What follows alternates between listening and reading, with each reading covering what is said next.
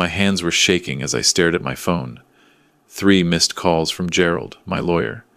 Then a text that made my blood run cold. "Tom, call me now. Don't go to your daughter's house." I mean it.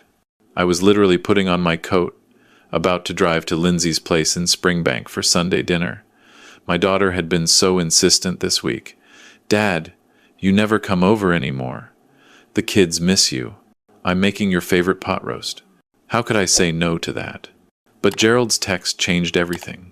I sat back down on my leather couch, the one Margaret and I picked out 32 years ago, when we first bought this house in Mount Royal. My late wife would know what to do. She always did.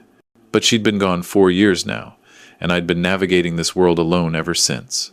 I dialed Gerald's number with trembling fingers. "Tom." His voice was tight, professional, but I could hear the concern underneath. "Where are you right now? Are you alone?" "I'm at home." "Gerald, what's going on? You're scaring me." "Good. Stay there. Lock your doors. I'm coming over. We need to talk face to face, and you need to see some documents I received this morning." 20 minutes later, Gerald sat across from me at my dining table, spreading papers between us like they were evidence at a crime scene, which, I suppose they were. "Tom, 3 days ago your daughter Lindsay and her husband Derek filed a petition with the Court of Queen's Bench." He paused, looking at me with those serious lawyer eyes. "They're applying to have you declared mentally incompetent. They want to become your legal guardians and take control of all your assets." The words hit me like a physical blow. I actually felt dizzy. That's insane. I'm 67 years old, not 97. I volunteer at the food bank. I manage my own investments. I just renewed my driver's license last month without any issues. My voice was rising, panic creeping in. Why would they do this? Gerald slid another document toward me. "Because of this, your house is now worth approximately $2.4 million. Your investment portfolio is valued at $1.8 million. Your pension and savings bring your total estate to just over $5 million. I knew I was comfortable. Margaret and I had worked hard, saved carefully, invested wisely. I'd spent 35 years as a petroleum engineer before retiring. But hearing it laid out like that, so clinical, so targeted. "Lindsay knows about the house value," I said slowly. "We talked about the Calgary real estate market last Christmas. She joked that I was sitting on a gold mine." "It wasn't a joke, Tom." Gerald opened his laptop and turned it toward me. "Look at this. Your daughter and Derek are in serious financial trouble. They bought that 5 to 1,000 square foot house in Springbank Hills 3 years ago, $650,000 mortgage. Then Derek convinced her to invest in his business partner's cryptocurrency venture. They lost $400,000. Your grandson Josh's private school costs $38,000 a year. Their property taxes alone are $22,000 annually." I stared at the screen, my mind reeling. "How do you know all this?" "Because their financial situation is part of their petition. They're arguing that they need to protect your assets from your declining mental state before you make irresponsible decisions with your money. And Tom?" He looked at me with something like pity. "They've been building a case against you for at least 6 months. He showed me the evidence. Photos of me at Safeway, apparently looking confused in the cereal aisle. I was just trying to find the brand Margaret used to buy. A statement from their family doctor, Dr. Patel, noting that I'd seemed disoriented during a checkup. I'd had a bad cold that day and forgot what medication I was already taking. A recorded conversation where I allegedly couldn't remember my own phone number. I'd been giving them my old number from before I switched to a new provider. Every normal moment of an aging person's life, twisted into evidence of incompetence. "But this is fraud," I said, my voice hollow. "This is elder abuse." "Yes, it is. And unfortunately, Tom, it's becoming increasingly common. Adult children going after their parents' estates before they die. The courts are seeing more and more of these cases." Gerald closed his laptop. "The hearing is scheduled for 2 weeks from now. They moved fast, probably hoping to catch you off guard. What happens if they win? They become your legal guardians. They control your bank accounts, your investments, your house. They can sell your property, move you into assisted living, make all your medical decisions. You'd essentially lose your autonomy completely. And Tom," he leaned forward, "based on their financial situation, I'd estimate they'd have your house on the market within 3 months. The house where Margaret and I raised Lindsay, where we hosted Christmas dinners and birthday parties, where we planted the garden together, where she took her last breath in our bedroom upstairs, holding my hand. "They can't do this," I whispered. "Lindsay wouldn't. She's my daughter." "I'm sorry, Tom, but the evidence suggests otherwise. They've been planning this carefully. They waited until after you had that minor car accident last year. They documented every time you forgot a name or missed an appointment. They've been building a narrative." I remembered that accident. I'd been coming home from the grocery store when a teenager ran a red light and T-boned me. The police report clearly stated I wasn't at fault. But now, I understood why Lindsay had been so insistent on coming to all my doctor's appointments after that, why she'd started taking notes on her phone whenever we talked. She was gathering ammunition. What do I do? I felt lost, betrayed, angry, and terrified all at once. Gerald straightened up, his expression shifting from sympathetic to strategic. "We fight back, and we fight smart. But Tom, I need to know, are you prepared for what this might mean? This isn't just a legal battle. This is going to tear your family apart." I thought about Lindsay as a little girl, how she'd climb into my lap and ask me to read her bedtime stories, how she'd cried at Margaret's funeral, holding on to me like I was her anchor, how she'd told me she loved me just last week. But then I thought about what she was trying to do now. The betrayal, the calculated deception, the willingness to destroy her own father's dignity and independence for money. "Tell me what we need to do." Gerald smiled, but it wasn't a happy smile. It was the smile of a lawyer who'd just been given permission to go to war.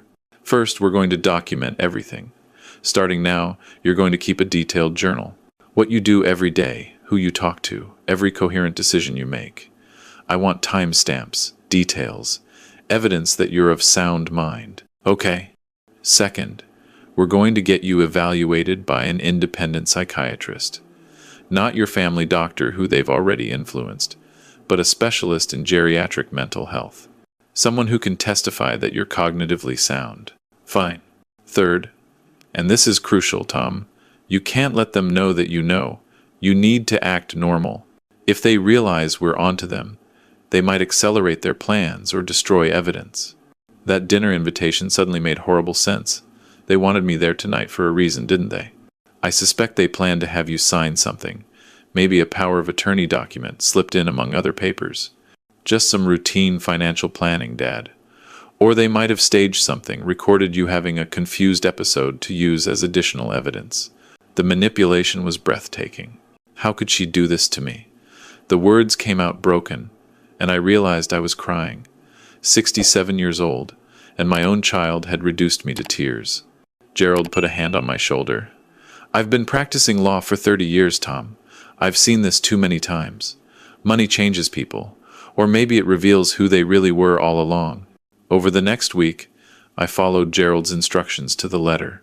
I kept detailed journals, noting everything from my morning crossword puzzle times to my volunteer shifts at the Calgary Food Bank. I met with Dr. Sarah Chen, a geriatric psychiatrist, who put me through a battery of cognitive tests. I scored well above average for my age group.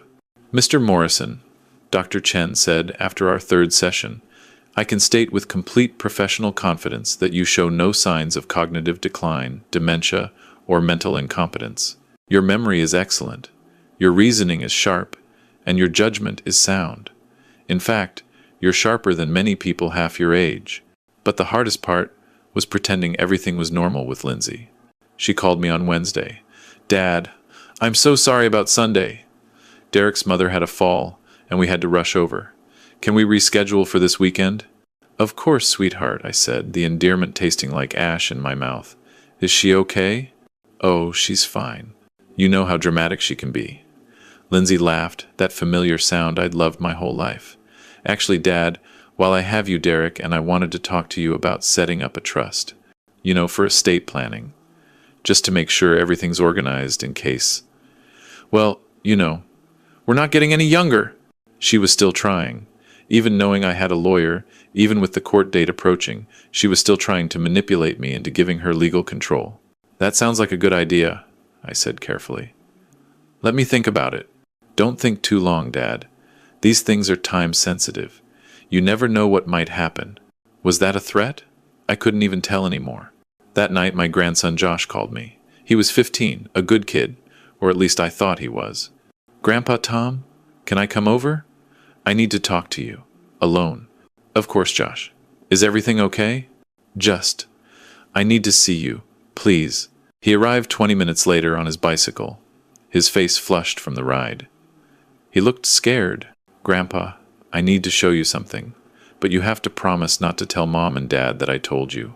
My heart sank. Josh, what is it? He pulled out his phone with shaking hands. I heard them talking last week. Mom and Dad. They didn't know I was home. I recorded it. I'm sorry, I know it's wrong. But after I heard what they were saying, I thought you should know. He hit play, and my daughter's voice filled my kitchen. Telling you, Derek, the hearing is in 2 weeks.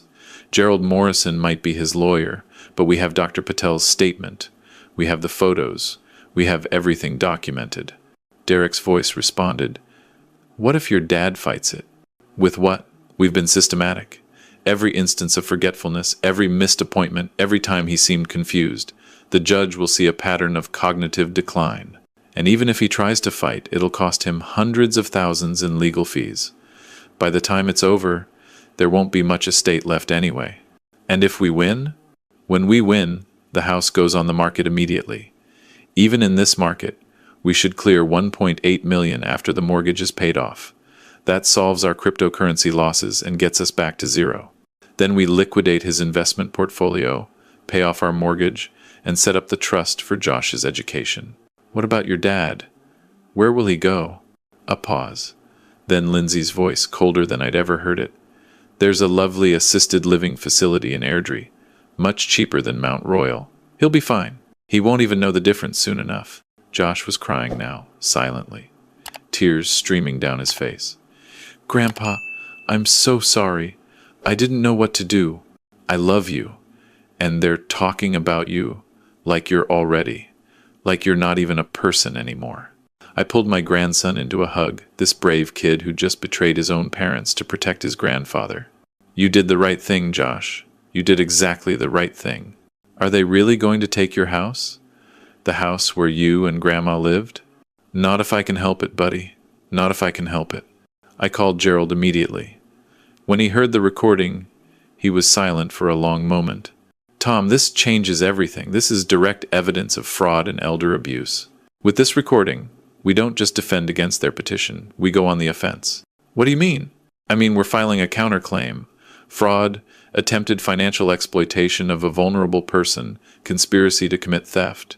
And Tom, we're going to make sure every judge in the Queen's Bench knows exactly what your daughter tried to do. The hearing arrived faster than I wanted it to. I sat in the courtroom, with Josh beside me, his hand in mine. Across the aisle, Lindsay and Derek sat with their lawyer, a slick-looking man in an expensive suit. Lindsay wouldn't meet my eyes. Justice Maria Rodriguez presided. She was in her 50s, with steel-gray hair and an expression that suggested she'd seen it all. Lindsay's lawyer went first, presenting their case. The photos, Dr. Patel's notes, the documentation of my supposed decline. He painted a picture of a tragic situation, a loving daughter trying to protect her failing father from himself. Your Honor, Mr. Morrison is clearly in the early stages of cognitive decline. His daughter, Miss Morrison Fletcher, is merely trying to ensure that her father's substantial estate is protected and managed responsibly before he makes decisions that could jeopardize his own financial security. Then it was Gerald's turn. Your Honor, I'd like to present Dr. Sarah Chen's psychiatric evaluation, completed just last week. Dr. Chen found no evidence whatsoever of cognitive decline. In fact, Mr. Morrison tested above average for his age group in all areas of mental competence. He submitted the report. The judge read it carefully. I'd also like to present evidence that Miss Morrison Fletcher and her husband have been systematically documenting normal aging behaviors and presenting them as evidence of incompetence. The confusion at Safeway? Mr. Morrison was looking for a specific brand of cereal. The disorientation at Dr. Patel's office? He had influenza and a fever of 101. The forgotten phone number? He'd recently changed providers and was still adjusting to the new number. Gerald methodically dismantled every piece of their evidence. But, Your Honor, most importantly, I have evidence of the true motive behind this petition.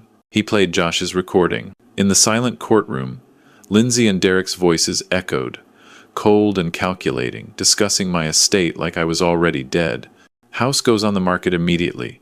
Liquidate his investment portfolio. He won't even know the difference soon enough. The judge's expression hardened with each word. When the recording ended, Gerald continued, Your Honor, this isn't a loving daughter protecting her father. This is a premeditated attempt at financial exploitation.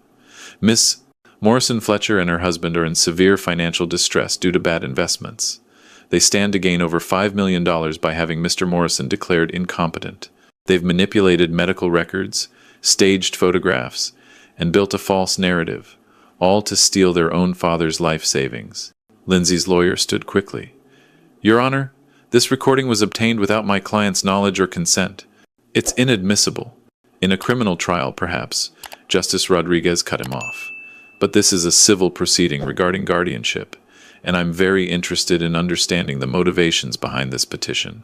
She turned to Lindsay. Miss Morrison Fletcher, would you like to explain to me why you're discussing selling your father's house and liquidating his assets while he's sitting in this courtroom, clearly of sound mind? Lindsay opened her mouth, but no words came out. Your Honor, she finally managed, that recording was taken out of context. We were just discussing hypothetical estate planning. Hypothetical estate planning that involves putting your father in a lovely assisted living facility in Airdrie while you pocket nearly $2 million from selling his home? The judge's voice was ice. Miss Morrison Fletcher, I've been on this bench for 18 years. I know financial elder abuse when I see it. Justice Rodriguez looked at the papers in front of her for a long moment. Then she looked directly at Lindsay and Derek. I'm dismissing this petition with prejudice, which means it cannot be refiled. Furthermore, I'm issuing a restraining order. Miss Morrison Fletcher and Mr. Fletcher are prohibited from contacting Mr. Morrison or coming within 100 meters of his residence for a minimum of 2 years. I'm also referring this case to the Alberta Crown Prosecution Service for potential criminal charges of fraud and elder abuse. She turned to me, her expression softening slightly. Mr. Morrison, I'm deeply sorry for what you've experienced. No parent should have to endure what your daughter has put you through. I'm ordering that all legal fees associated with your defense be paid by the petitioners. Additionally, I'm recommending that you consider updating your estate plan to protect yourself from any future attempts at manipulation. Lindsay was crying now, but they weren't tears of remorse. They were tears of someone who'd just lost everything. Dad, please, she called out as the court adjourned. Dad, you have to understand. I turned to look at her one last time. My daughter, the little girl I'd taught to ride a bike, who I'd walked down the aisle at her wedding, who I'd thought I'd known. I understand perfectly, Lindsay. I understand that you were willing to destroy me for money.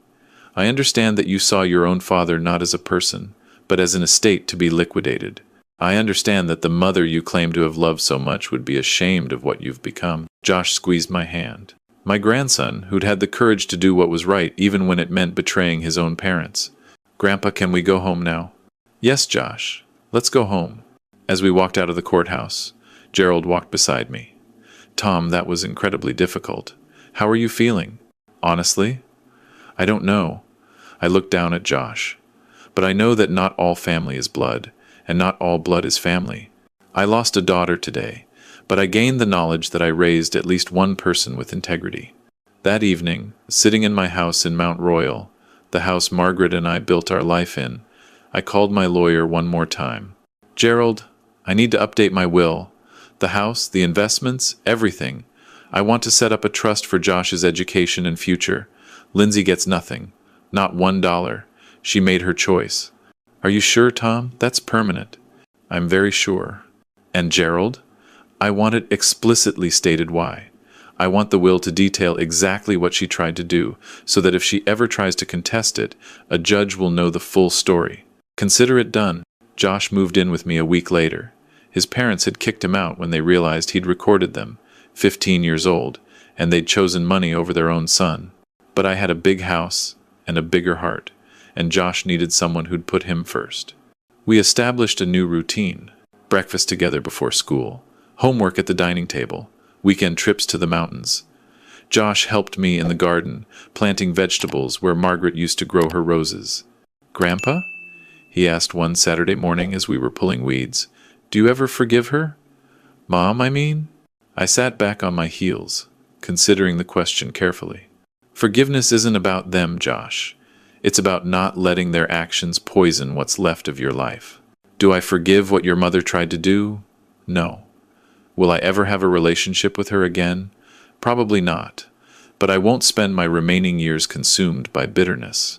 I've got too much living left to do. And now I've got you to help me do it. 6 months later, Josh and I stood in the garden together, looking at the newly installed plaque, Margaret's name, her dates, and a quote we'd chosen together. Family is not always blood. It's the people who stand by you when everyone else walks away. Do you think Grandma would have liked this? Josh asked. I think your grandmother would have loved it, and she would have been so proud of you. My phone rang. It was Gerald. Tom, I thought you should know. The Crown decided to file charges. Lindsay and Derek pled guilty to attempted fraud. They received suspended sentences and 2 years probation, but it's on their record now. And that means? It means it's really over. They can't come back from this. Your estate is secure, your autonomy is protected, and you can live the rest of your life in peace. I looked at Josh, who was carefully watering the vegetables we'd planted together, my grandson, who'd saved me, who I got to save in return. Thank you, Gerald, for everything. That night, as Josh did his homework and I read beside him, I realized something important. Lindsay had tried to take everything from me, my home, my money, my dignity, my independence, but what she'd actually done was show me what really mattered. Not the house worth $2.4 million, though I was grateful to keep it. Not the investment portfolio or the bank accounts. What mattered was sitting across from me, chewing his pencil as he worked through algebra problems. Family wasn't about blood or obligation or inheritance. It was about the people who showed up when everything fell apart. It was about a 15-year-old kid who'd risked everything to do the right thing. It was about second chances and new beginnings. Margaret used to say that people show you who they really are when there's something to lose. Lindsay showed me she was willing to sacrifice her father for financial security. But Josh showed me that courage and integrity could still exist in the youngest generation, even when it cost him everything. I'm 67 years old now, and I've learned more in the past 6 months than I did in the previous 67 years. I've learned that trust is earned, not given. I've learned that the people who claim to love you the most can sometimes be the ones who hurt you the deepest. I've learned that real love isn't about what you say, it's about what you do when no one's watching. Most importantly, I've learned that it's never too late to stand up for yourself, that vulnerability isn't weakness, that asking for help is courage, that fighting back against those who would take advantage of you isn't vindictive, it's self-preservation. To anyone out there who might be facing something similar, let me tell you this. If someone in your family is trying to declare you incompetent, to take control of your life, to steal what you've worked for, fight back. Get a lawyer. Document everything. Trust your instincts. And remember that you have value beyond your bank account, worth beyond your assets. You're not crazy. You're not confused. You're not paranoid. If someone is systematically trying to undermine your competence, it's because they want something from you, not for you. And if you're the adult child of an aging parent reading this, remember, your inheritance is not yours until it's yours. Your parents don't owe you their house, their savings, or their assets. They earned it. They decide what happens to it. And if you try to take it through manipulation or legal trickery, you might win the money, but you'll lose something far more valuable. You'll lose yourself. Lindsay got a year and a half of planning, countless hours of manipulation, and probably hundreds of thousands in potential inheritance. What did it cost her? Her father, her son, her reputation, and her self-respect. Was it worth it? You'd have to ask her. But I suspect in her quiet moments, she knows the answer. As for me, I've got a grandson to raise, vegetables to grow, and a lot of life left to live. The house in Mount Royal isn't just an asset worth millions anymore. It's home. It's where Josh is learning to be a man of integrity. It's where memories of Margaret still linger in every corner. It's where justice was served and family was redefined. And that's worth more than all the money in the world.